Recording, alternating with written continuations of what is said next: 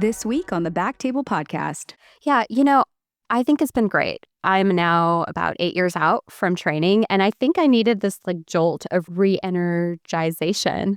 I think that what this has done actually for me is that it has allowed me to be more inquisitive about myself, my values, and also my practice in general.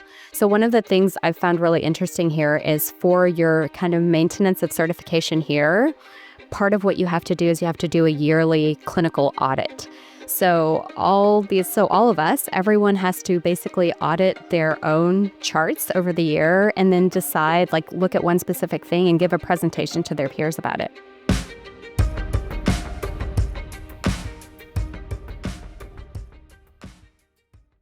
Hello, everybody, and welcome to the BackTable ENT podcast. My name is Gopi Shah. I'm a pediatric ENT, and I have a wonderful special guest on with me today. I have Dr. Ananya Majumder. She's an otolaryngologist who I got to meet and work with at UT Southwestern when I was a fellow. She practiced for 6 years in Fort Worth, Texas. And in 2024, Ananya moved to New Zealand and started practicing as a consultant otolaryngologist at North Shore Hospital in Auckland. And she is here to tell us today about practicing abroad as an otolaryngologist. Welcome to the show, Ananya. How are you? Thanks so much for having me, Gopi. I'm really excited to be here. I'm doing well. How are you? I'm good. I'm so happy to connect with you about your journey and your experience. Before we kind of get into learning and understanding sort of your move abroad, tell us a little bit about yourself. How do you like to introduce yourself, your practice? Yes, as you said, I'm a general otolaryngologist. I finished my training in 2017. A little bit about me, I'm a Texan. I went to grade school in Texas. I graduated from high school in the Dallas-Fort Worth area. I left for college, and then I did my medical school, my training, and my practice in Texas afterwards.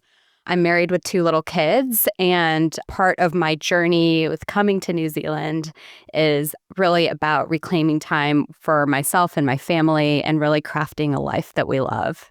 That's amazing. So you practiced in Fort Worth for about 6 years. Kind of at what point did you start thinking, hey, I want to, consider living or moving abroad and working as an otolaryngologist outside of the U.S.? Yeah, so as I said, I started my practice in 2017, and I spent several years building up a practice that I was really proud of. And then COVID hit, right, in 2020, and I had my kids in 2020 and 2022. And by 2023, I would say I was looking around and just really wondering, is this what I want to do for the next 5 or 10 years, or do we think that it's time for a change? I think the landscape of practicing medicine, I felt like had really changed after COVID. The doctor-patient relationship didn't feel the same anymore, felt much more fractured. And also at the same time, I had these 2 young kids that I wasn't getting to see as much of as I liked. And my husband and I had these kind of long, deep conversations about what do we love? What is it that we want to get back to doing that we love? And what we really love is traveling and being outdoors and, spending time as a family. And so that's when we started considering a move abroad to kind of fill that travel itch. And then New Zealand really has been great for being outside and outdoors and having those experiences as well. Yeah. Was New Zealand the first place on your radar? Were there other countries that you considered? And, what kind of factors or variables about different places, what were your priorities? Yeah, so I went kind of through a checklist in my mind. So first I thought to myself, it would be really fun to maybe live in Europe for a while, but I only speak English. I'm not fluent in Italian or Spanish or French. And so all the European countries have language requirements that I know I wouldn't meet. And so pretty quickly, Europe came off the table. And then I looked at Canada a little bit, but, I'm a Texas girl and Canada is quite cold. And I was thinking that might not be a great fit. And so then we started looking at New Zealand and, we live in Auckland, which is a pretty temperate climate, and we're able to be outside all year round. But that was kind of my process of elimination to get to New Zealand. So language is a huge factor, especially when we're trying to practice medicine in terms of communicating with our patients, our partners, our staff. How much did, in terms of medical licensing, tests, reciprocity, or retesting, tell me a little bit about, New Zealand with requirements when it comes to that? Yeah, so I was board certified in the United States already, which was helpful in this process. But New Zealand makes it reasonably easy to get a medical license. So I actually needed to have my medical license before I could apply for a visa. And so I was kind of doing these two simultaneous sets of paperwork.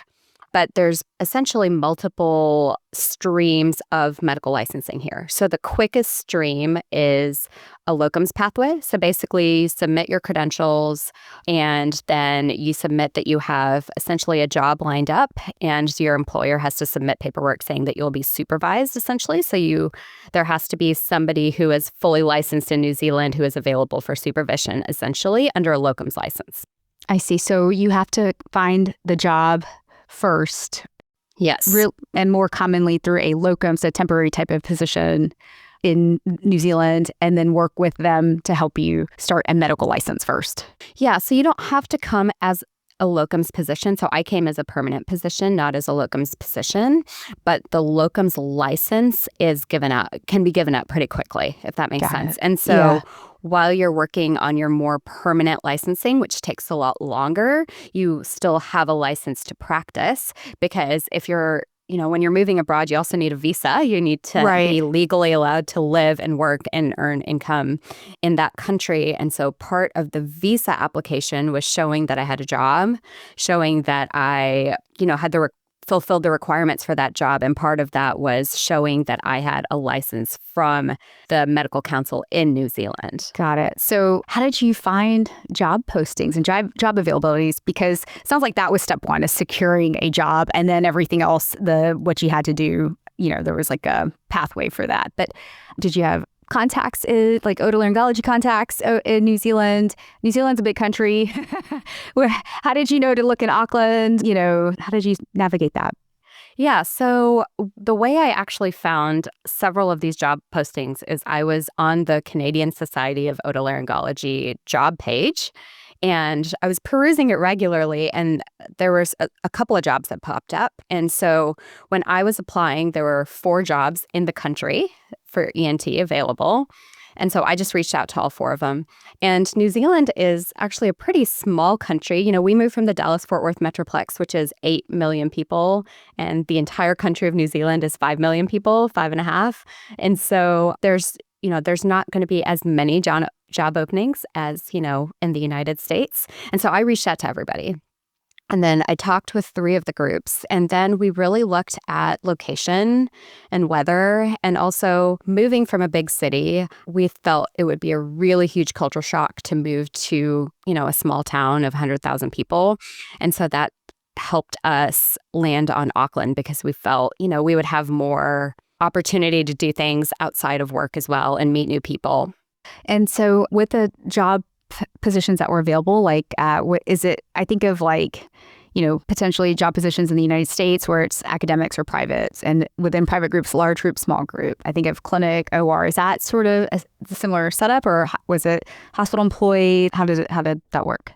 Yeah, so the first thing I had to get used to is that the system here is kind of completely different from the system that I was used to, right? So there is a public healthcare system here. So essentially, everyone who is either a resident, a citizen, or has a visa that's longer than 24 months basically qualifies for care under the public system. And so you have to register with a general practitioner, a GP, what we would think of as, our primary care doctor. And that is the person who manages all your care. So the majority of the care is delivered through the public system. And if you are coming here as an international graduate, you have to work in the public system, at least until you get that full license. Okay. And so these positions are all essentially posted by the hospitals, because all ENT care in the public system is delivered through the hospital system, essentially. Even if it's with a freestanding clinic, it's managed through that hospital. And so, yes, it is essentially a hospital-employed position. Got it. And then there are private practices, which you are eligible to go into private practice after you get your full license. And The way it works is if you want to see somebody in the public system, you have to go through your GP, get a referral, have that referral graded, be in the queue. So it takes a little bit longer. And if you, have recurrent acute tonsillitis and you really just want your tonsils taken out in a couple weeks, you can pay cash essentially to see somebody for a consultation in private. And some people have private health insurance, some people don't. And then you can decide, if you want to pay cash for your surgery, if you want to go through insurance, that sort of thing. So there's kind of these two systems.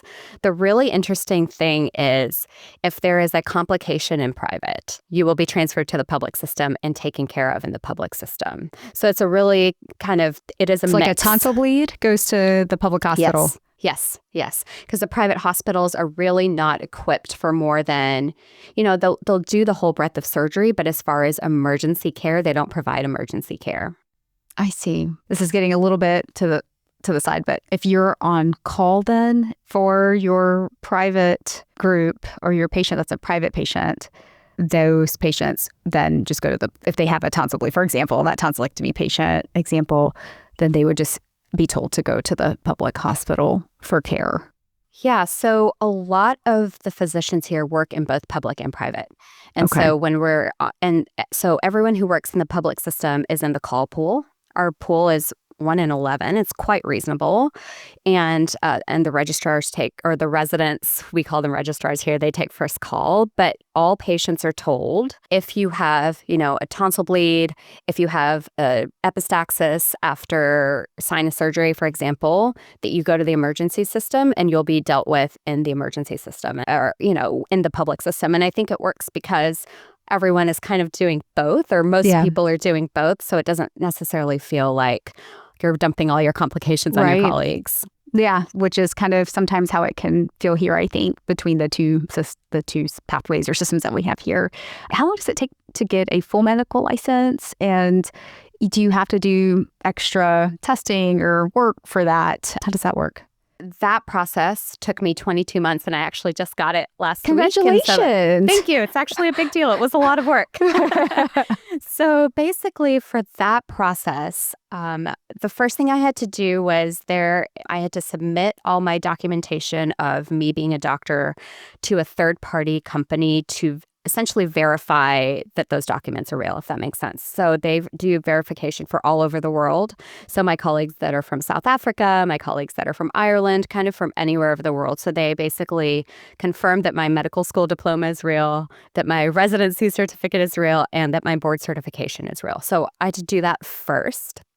And then I had to submit this really large application that included all my case logs, both in residency and afterwards, and then a very detailed summary of what our training looks like, because our training in the United States is different from the training in Australasia. It's different from the training in the UK. And so I had to spend a lot of time basically explaining what our training system looks like to help them understand if it is equivalent to the training system here. Because really what they're trying to decide is the way you trained equivalent to the way we train here. And then I had to get, standard references. And then I had to do a panel interview with several surgeons here who are already board certified who went through my application. Otolaryngologists or any surgical subspecialty? So there's one otolaryngologist and 2 non-otolaryngology surgeons. So I had a vascular surgeon and a cardiothoracic surgeon also on my panel. And so they asked more of the general, can you explain your training? Can you explain how you were observed? Can you explain how they made sure that you were meeting milestones kind of questions? And then the otolaryngologist asked really specific questions about case mix and, how busy your practice is and that sort of thing. So you have to do all that to basically be told whether you can proceed with being registered, essentially. And this is after practicing there already for 20 months or over a year? No. So I submitted all this paperwork at the same time that I applied for my locums license. So my locums license took me 2 weeks to get. And so after I got my locums license, I could apply for my visa. For this other process, what they call vocational registration here, that initial yes or no took 7 months to get.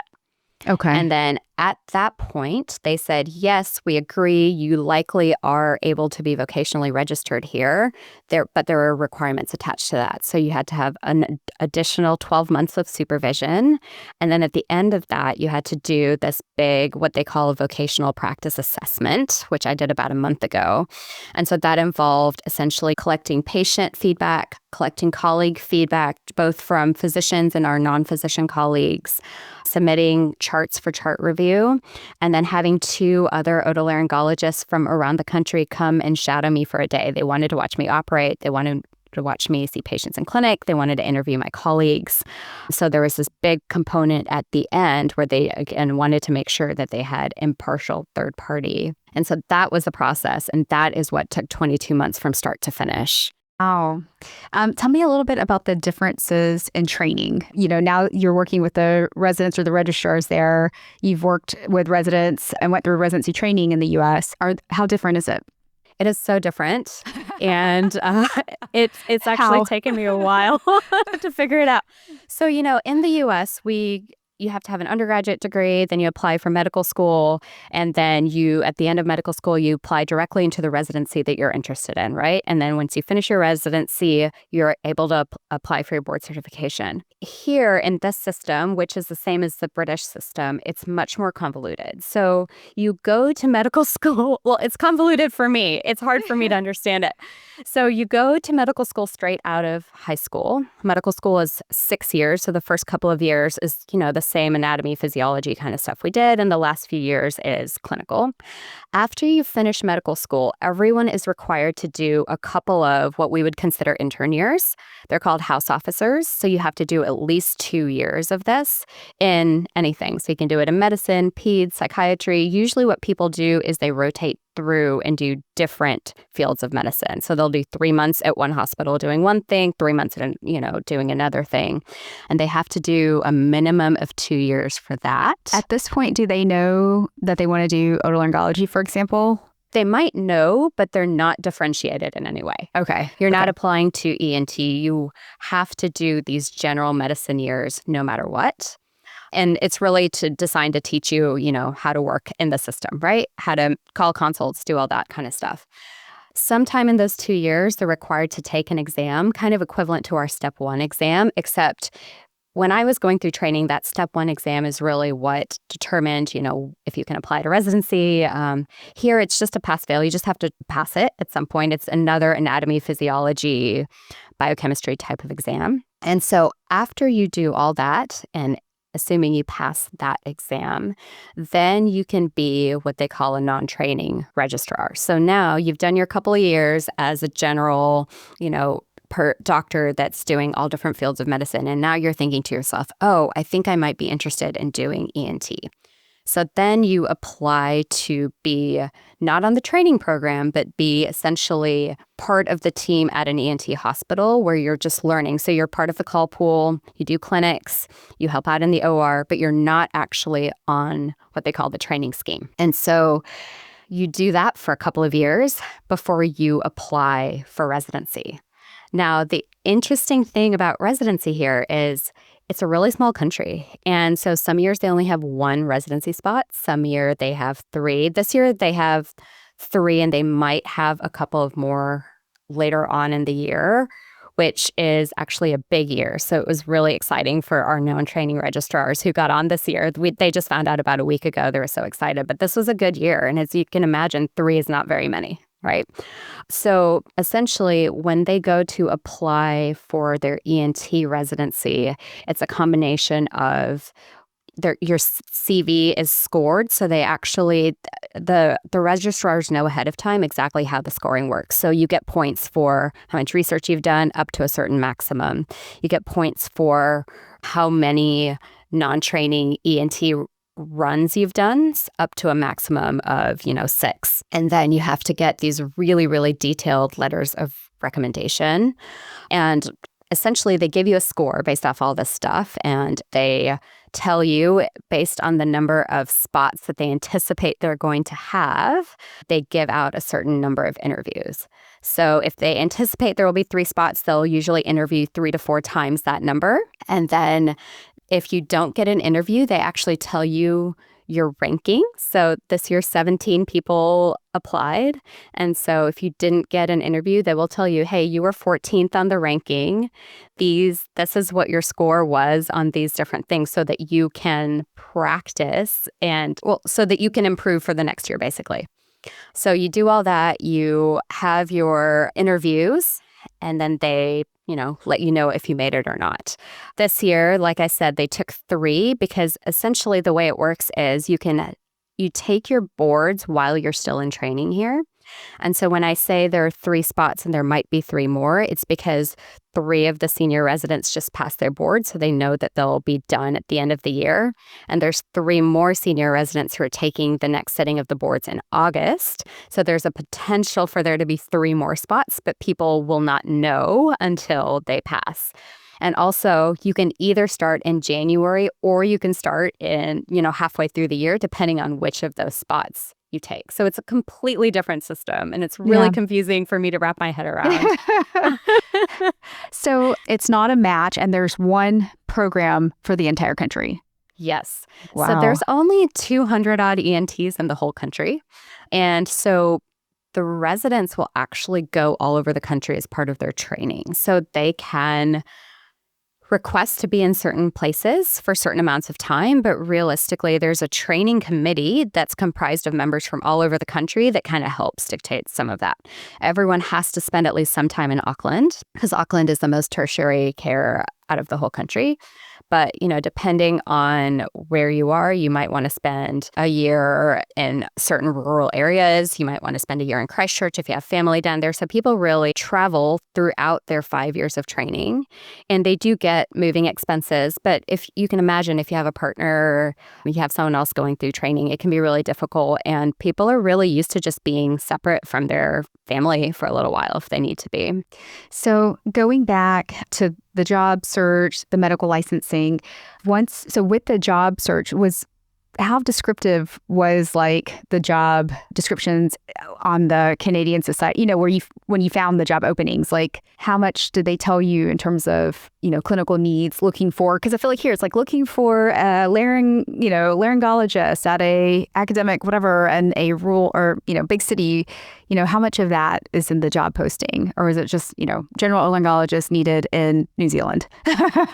Yeah, so they were not super descriptive. Part of it is because it's such a small community, the expectation is that everyone does at least some general. So even like the head and neck oncologist, they're still doing sinus surgery. Everyone is doing a bit of everything. And so I think if you are super subspecialized, this would be a very difficult place to be, because if all you do is pediatric cochlear implants, well, they do 12 a year here. And they already have people doing the cochlear implants here. They don't need another cochlear implant surgeon, right? So it's very much around what they need. And I think the job postings are pretty general. I need somebody. I think for mine, it said somebody that has an interest in benign head and neck, because that's part of what they needed at the time. And we specifically discussed that in my interview as well. But they really expect that you can perform as a general otolaryngologist. And so you decided the job. You worked with, they're going to kind of be your guide in terms of getting the locums, the initial medical license, which is kind of the temporary, the locums. And then they kind of start helping you decide if the next would be the vocational license. But that's still, you have time for that, it sounds like. In terms of the visa, how difficult was that in terms of getting a visa and, in terms of taking your whole family? And what are the visa options? At this point, did you know that this was going to be like a 1-year thing? Yeah, we're kind of open, like, nope, this is sort of, we're going to just kind of see how things go. Yeah, so I think part of this journey, when we decided to make as drastic of a move as this, we said to ourselves, we need to give it at least 2 years. And we know that if in 2 years we're really not feeling it, we're happy to come back. But if in 2 years we're liking it, then we're happy to continue. And so there are multiple different visa classes that you can apply for. The one I applied for is basically a straight to residency visa. So we came in having our residency, which basically has some advantages involved. First of all, being if you decide to switch employers, you don't have to reapply for the visa process. So that was actually important. It gave us more flexibility.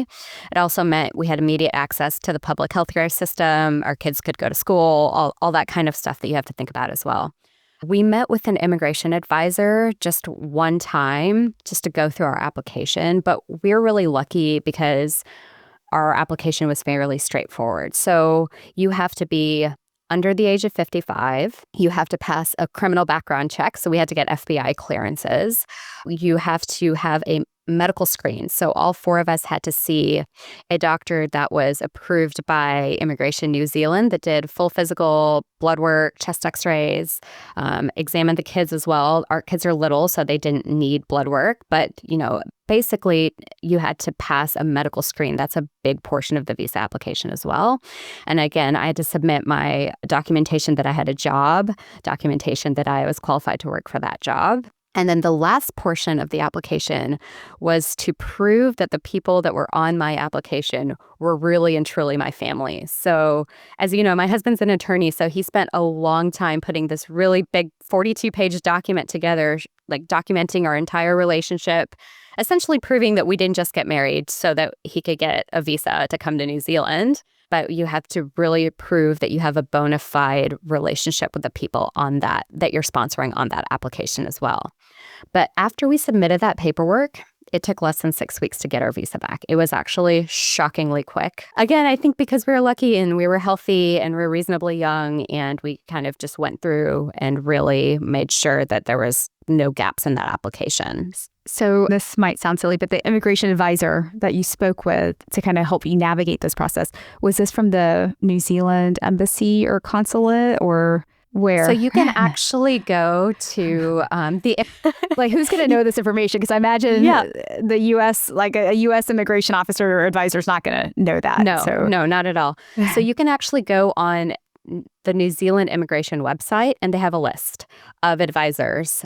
You have to basically register with them, and they have to say that you meet the qualifications to be an advisor. So you can literally just go through there and cold contact people. So I actually met with an advisor via Zoom because he was actually in the UK at the time, but he lived in Christchurch. And so we just did everything on the internet.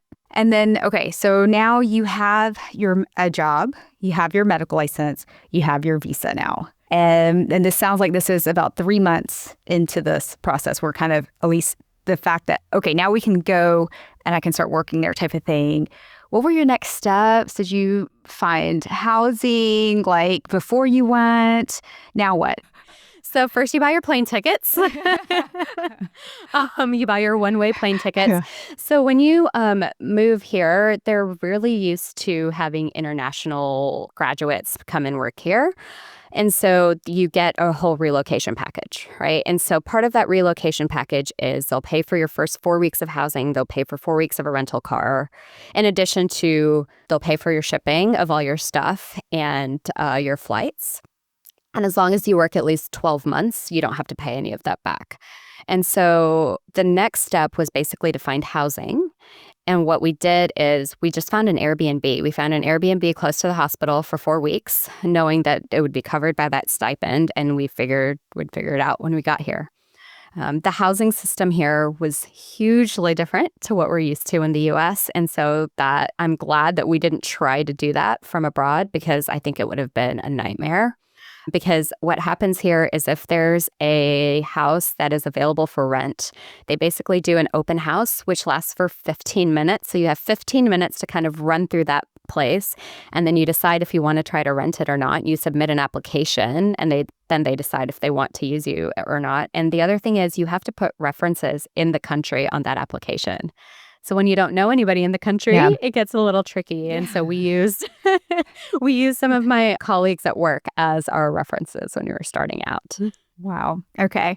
So now kind of getting into what your practice is like. What is your practice like? What's your day like? What's your week like? What's the OR like? What's clinic like?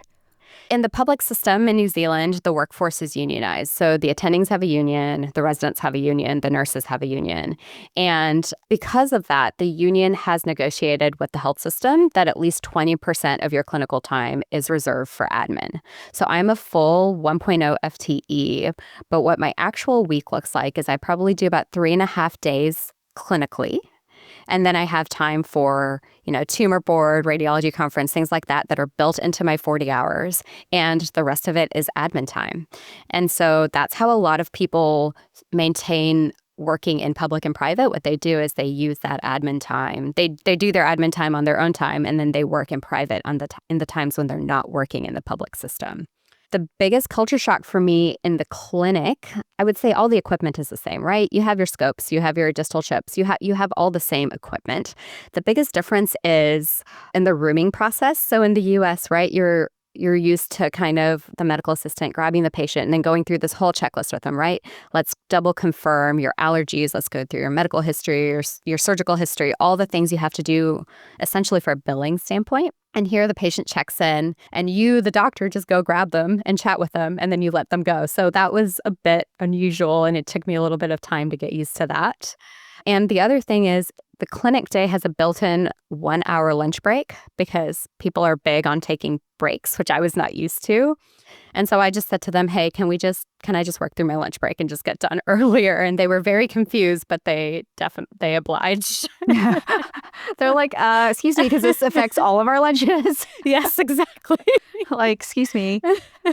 But, we have a lunch hour in the American clinic. How is it different? Because I feel like most of us just work through because we're catching up. We're already 30, 40 minutes behind.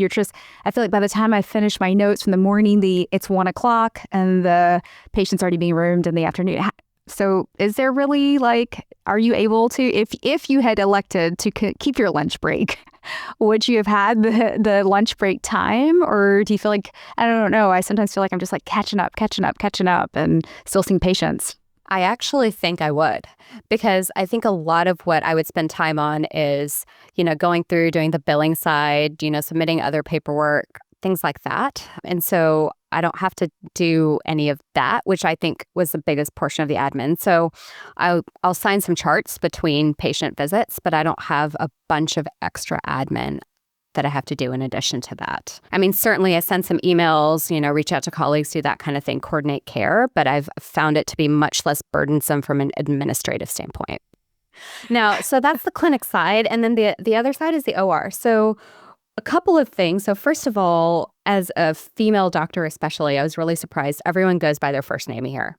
And so in the OR, we all wear hats that say, mine says Ananya, surgeon. The anesthesiologist hat will say, Adam, anesthetist. And so everyone knows exactly who you are. Everyone calls each other by their first name. The ORs here are all run by anesthesiologists. So every OR has an anesthesiologist. And that was a new experience for me. And it's been really fun, having my anesthesia colleagues to talk with. So that means that they're not running several rooms and you're okay. So I have my own anesthesiologist, and that's standard. So there's no kind of CRNA mid-level care in the operating room. And so that's actually a big change, I felt like, from the United States. Again, our equipment is essentially the same, right? Image navigation, lasers. The only other thing that has been different here is, again, New Zealand is a small market. And so sometimes we don't get devices or certain devices until a lot later. And so, for example, the hypoglossal nerve stimulator, not available in New Zealand. And so there's specific pieces of technology that are not here yet. I'm sure they will come, but it just takes a while for that company to decide that this is a market that's worth them getting into. Yeah. So I feel like in the U.S., OR turnover time is the big thing we all either complain about or, the delays and this and that. What is it like there? Honestly, it's been quite reasonable. So our OR team is really good. Our nurses, our techs are really good. I would say the turnover time is somewhere around 15 minutes or so. It's not hugely long. And I've not been frustrated with turnover the way that I recall being frustrated in the past. And in terms of going just back to clinic, do you have an MA or a clinic nurse or anybody that works with you? Or is it just their check-in, so there's a check-in staff and then it's just you and the patient and then you show them the way out? Are you getting the vitals as well and that kind of stuff? So you don't have to get vitals. You don't have to do any of that stuff. And so if you need some of that, then you ask one of the nurses to pop in and do it. But So in our public clinic, there's multiple different specialties going at the same time. So it's one huge space. We have our rooms with our Stort's towers, our microscopes, all that kind of stuff. But the nurses are helping everyone. So they're helping the urologists do their flow dynamics while they're helping turn over our scopes, while they're helping, me do a punch biopsy of something on someone's neck. So they're you ask them to come help it if you really need help, but otherwise they're kind of floating all over, cleaning instruments, doing that kind of stuff. But it's just you hanging out.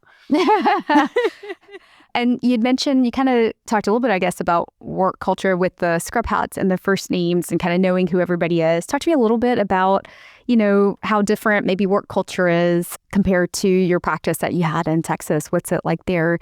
Does it feel like a little bit calmer? Is it more stressful? Is it, it seems very international. Is that, do you find that makes it better or more challenging? Yeah, so I think the biggest example of how different the work culture here is one of the first times I was in the OR, it was like in February of last year. I was doing, it was like a head and neck day, parotids, things like that. And I ran out to what they call the tea room, the break room between cases. And I just grabbed a spoon of peanut butter and ate a spoon of peanut butter. And I was going to run back into the OR and get started.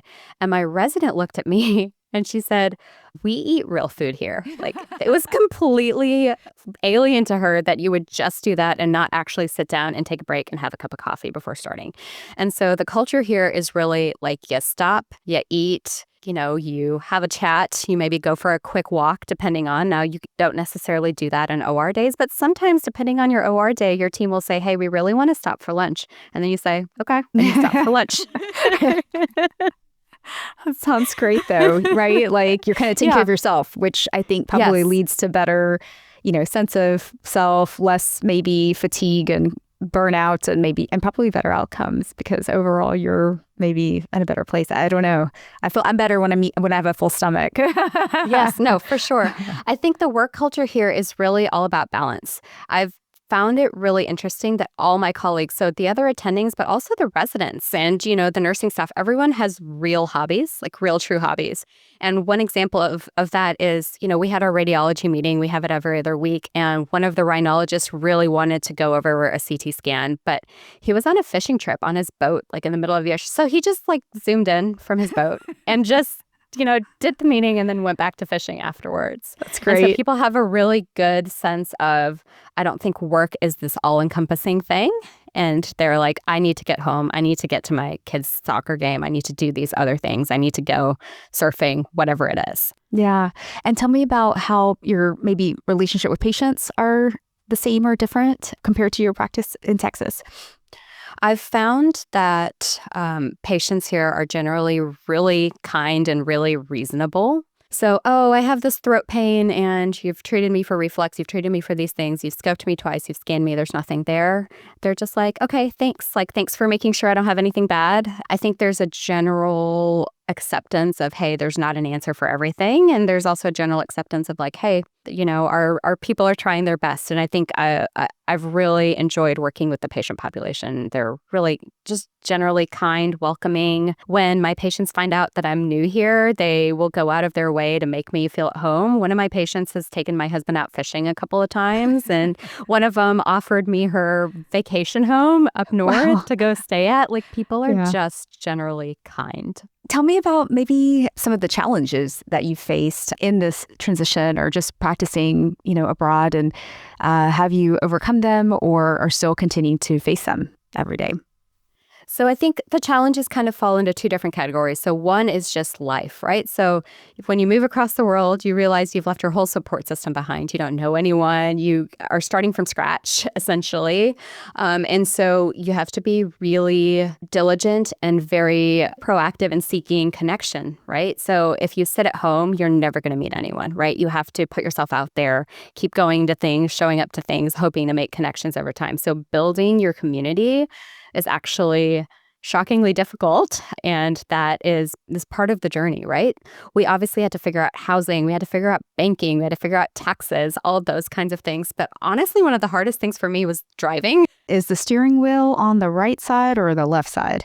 Yeah, so the steering wheel's on the other side and you drive on the other side of the road. And Oh, so yeah. you have to, it's just like a whole thing.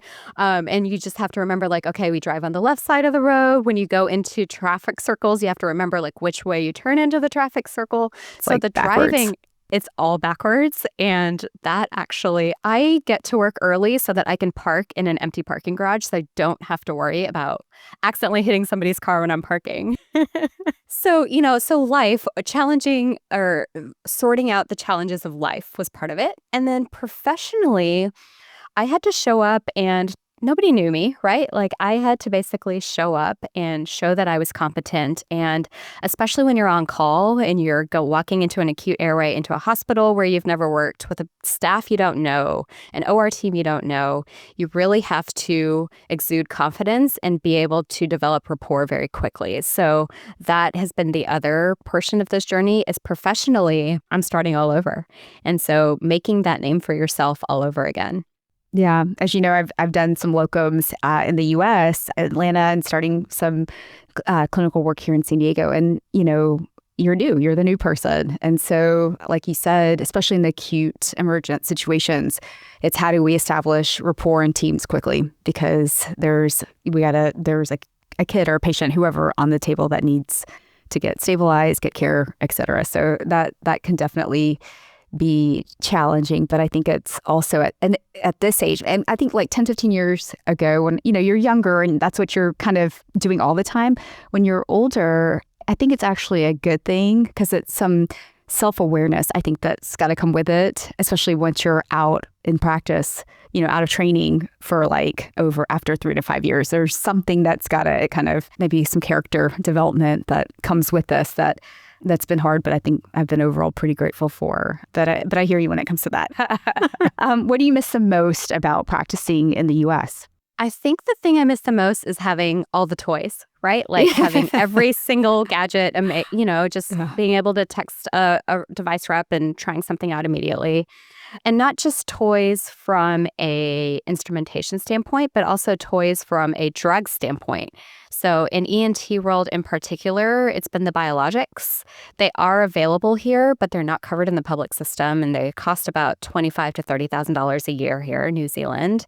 And they're not covered for CRS with polyps. And so some of my colleagues are trying to change that, but access to some of those drugs, which for us, we can just reach for with no problem in the States, right? Like you decide your patient needs Dupixent, you get them Dupixent, but there's a lot more kind of protocols and cost-benefit analysis that goes into all these things that has been new for me. And it's also been new for me that we have these conversations all the time, like, well, what is the cost? What is the benefit? What are the alternatives? And so, for example, for polyps in general, what the rhinologists have decided is essentially everyone gets a full FES, including a Lothrop, before they decide if they're going to put somebody on biologics. So they've maximized surgical management fully before. Exactly. They've truly maximized it, and they expect that it is a rhinologist who is putting that patient on that medication.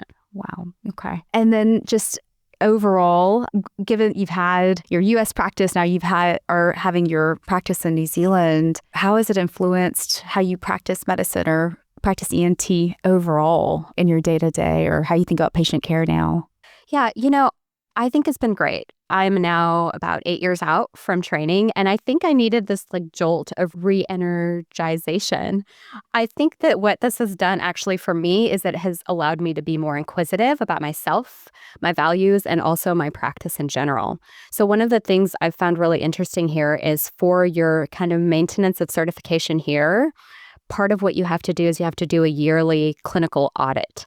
So all of us, everyone has to basically audit their own charts over the year and then decide, look at one specific thing and give a presentation to their peers about it.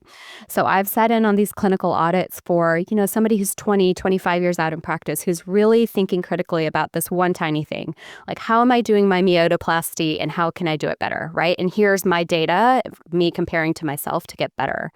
When are my septoplasties failing? When am I needing to do do a revision and really thinking critically. And I think that that has been really fun to be a part of, is thinking critically about my practice, not critically in a bad way, but thinking about how I can improve it from an inquisitive lens. Yeah.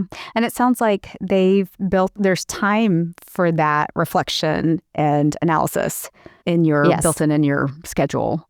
Absolutely. To do that, which is great, because that's the other thing is we're not able to necessarily always have that time unless we make it. And if we make it, then it's potentially late hours, early mornings, or, you're cutting your salary and work time to be able to, you know what I mean? So this is great that's kind of, do you feel like, so when we first started this conversation, you'd mentioned when you and John, your husband, had sat down and were like, hey, how do we see our lives and how do we want to, spend time with our kids? Do you feel like you have the time now to, when it comes to quality of life, spending time with your family and your kids? And if so, how? Where does that come? Yeah, I think I definitely have the time. I think we've completely met that goal. I think I have the time and I have the energy, right? The other thing is when you're working all the time, you're so exhausted, you can't bring the best part of yourself to anything, or at least I didn't feel like I could. And so I, on that 1 day or 2 days a week, depending on the week, when I'm not rostered to work, I don't log in. If someone really needs me, like they need to change around my OR schedule, they'll text me or call me, but people are very respectful of my time, which I appreciate. I feel like my time is actually respected. That allows me to recharge. It allows me to go to the zoo with my kids on a Tuesday and not feel like I have to jam all my parenting and all my fun and all my life living into 48 hours on a weekend. And I really do feel re-energized. I feel like I'm a better partner. I hope I'm a better partner. I feel like I'm a better parent. I just feel like I'm a more present person because of it. Now, are you having to pre-chart, close your charts, end your charts on your non-clinical days? Like, how much catching up is there? Because that's the other thing I think that we struggle with in here. So the only charting that I have to do, again, I'm in the public system. I know it's a little bit more in the private system, but it's still not hugely onerous. The only charting I do is sign my clinic letter. So when I see somebody, I dictate a clinic letter to their GP, and the patient gets a copy too. So the only catching up is essentially signing off on those letters because they get dictated, so they get kicked back to you about a week later. And so that's literally it. And then following up on results, but the results show up in my inbox. And if I really need something followed up, or if I really need this PET scan, I can't see that it's scheduled, I can reach out we have some nurse coordinators in our department that can help me manage some of that too. So there's not a huge burden of doing all that administrative pre-charting, post-charting kind of thing. Yeah. And are the volumes about the same, or do you feel like you have a little bit maybe less volume and a little bit more time to either be with your patient and manage some of this and kind of complete these letters, have your decision making, or, tell me about that a little bit. Yeah, so the volumes are pretty reasonable. We see about 10 patients in a half day, so it's reasonable, right? So it means that you can do your quick post-op sinus case, and then your new cancer, you can spend the time you need to and biopsy them and get. What's been really cool here is working with my colleagues. So if somebody comes in with a big neck mass, I'll call pathology and they'll pop up and do a freehand FNA while the patient's there. So I can give the patient a diagnosis before they leave. I mean, not always, but it often works out that way. And so by the time they've left, I've told them, this is squamous cell cancer. It's probably coming from your base of tongue. I'm ordering a PET scan. We're going to present you at a tumor board in 2 weeks' time. Here's the plan, essentially. And so I feel like I can actually get a lot done in those appointments. Wow, that's amazing. So as we start to round it out, Ananya, any advice to any of our colleagues or listeners who might be interested in, practicing as an American ENT abroad in another country? Yeah, so I would say if you want to do it, you should do it. You should just go for it. The thing is, nothing is permanent. And so if you do make a change and it doesn't work for you, you can always go back, but you will feel enriched. You will have learned a lot, both about yourself and about the practice of medicine. And I think that it's been an invaluable experience for me. Oh, well, I'm so happy for you guys. I'm so happy for you. Are you on any social media in case our listeners want to reach out? And if not, they can reach out to us on BackTable and I can always connect you guys. Yeah, absolutely. I am actually not on any social media at all. I'm kind of a dinosaur. That's probably why you look and feel so good. That's awesome. Well, it's so wonderful to catch up. I loved hearing every bit about your journey, and hopefully we can do this again soon. Absolutely. It's good to chat with you, Gopi. Stay well. You too.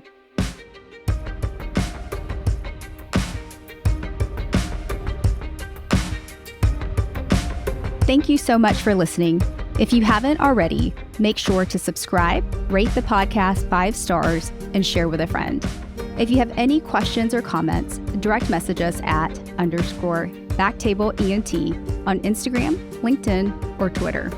BackTable ENT is hosted by Gopi Shah and Ashley Agan. Our audio team is led by Kieran Gannon, with support from Aaron Bowles, Gabe D'Agrazio, and Josh Spencer. Design and digital marketing led by Brian Schmitz, with support from Taylor Spurgeon Hess. Social media and PR by Chi Ding. Administrative support provided by Judy Dela Cruz. Thanks again for listening, and see you next week.